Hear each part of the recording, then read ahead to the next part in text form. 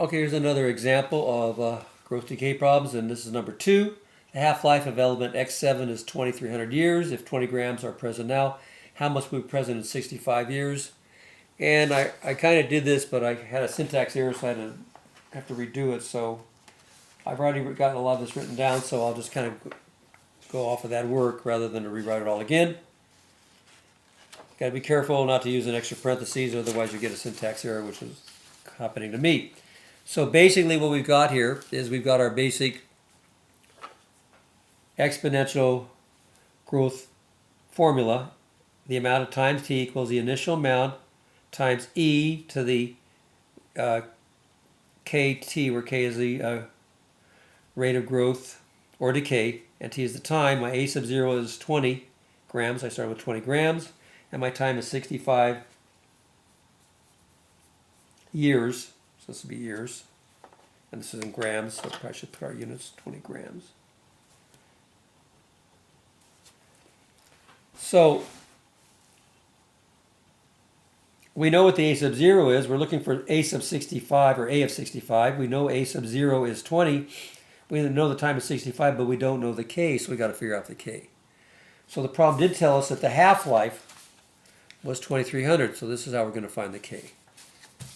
So we know that when we have the half-life, the ratio of what we have to what we started with will be 1 to 2, or 1/2. In other words, I have 1/2 of what I started with. So that ratio will be 0.5, and that reduces these two unknown values, or these two open values, to we have just 0.5 equals e to the kt.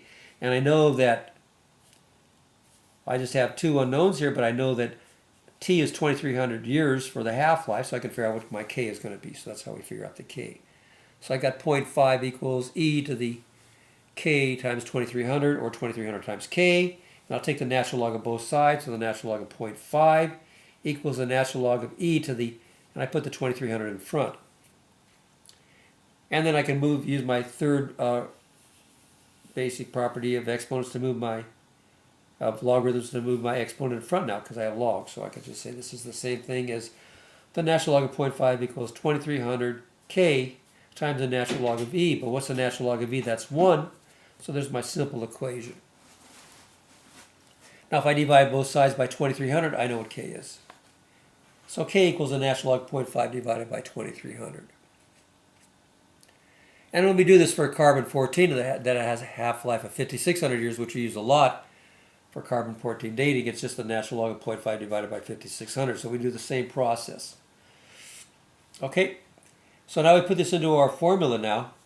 So now I got the k, so I can put natural log of 0.5 divided by 2,300 in for my k, and I've got a formula for this particular element. So if I know the time, I can find the amount. If I know the amount, I can find the time, because I've only got two things I don't know: the amount or the time. The amount of time t and the time. So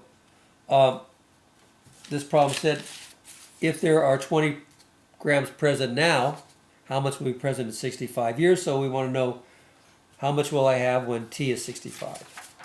So I want a of 65. So I'll put this in the equation, 20. This is my k, and my time is 65. So I just have to evaluate that. Okay, if they gave us the amount, we could figure out the time. Okay, so I put my 65 in here, and then times 65, and then I put the 65 in front. So then you can put in your calculator like this: 20 times e to this exponent, and on the little calculators you have to put the parentheses in, and then I got a parentheses around the top of my fraction divided by the bottom of my fraction, and then one parentheses, and that gave me the exponent. Now if you're using one with the caret, you'll have extra parentheses that show up, but it's basically the same idea. So I just put this in our calculator like this and see what we get. Wrong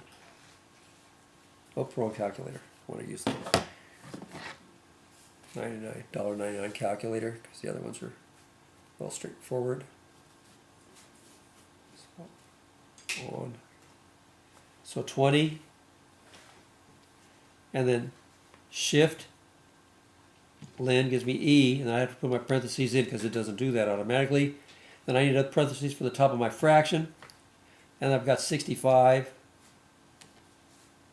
the natural log of 0.5, and a parentheses around that because that's the top of the fraction divided by the bottom of the fraction, which is 2300. So divided by 2300, and then just one parentheses.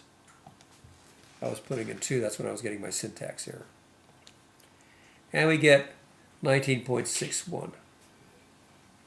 So we'll have 19.61 grams. Okay. So A of 65. So the amount I have after 65 years is about 19.61 grams. Is that okay? Now, if you got the one with, if the calculator with the caret, like this one here, I can show you what it looked like when you put it in with the caret. It would be 20, and then E, and then you get a caret, and the parentheses appears automatically, and then you need a parentheses for your fraction. 65 ln 0.5, and then they put a parentheses around this, so you have parentheses there. And then you got to put parentheses around there for the top of your fraction divided by 2300.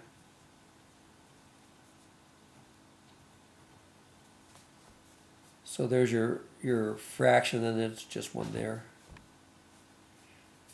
And that should work for you there. Okay.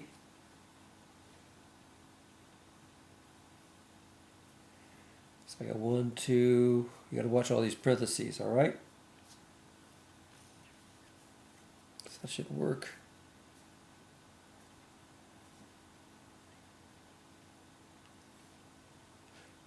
So there's your exponent there. Yep, that should work. Okay. We'll try just in case, just to see. So clear, so 20, and then I put shift. This is a second, so you put second E, second natural log, and we get that, and then we'll have to put a parentheses for the top of our fraction, 65, and then natural log, and then they have a parentheses on that 0.5, parentheses, okay, and another parentheses for the top of your fraction, so you get extra parentheses, and this one divided by 2300, and parentheses, and there we go. So we get the same answer. Oops, so you can see that. It's over there. Sorry about that. So I did the same thing.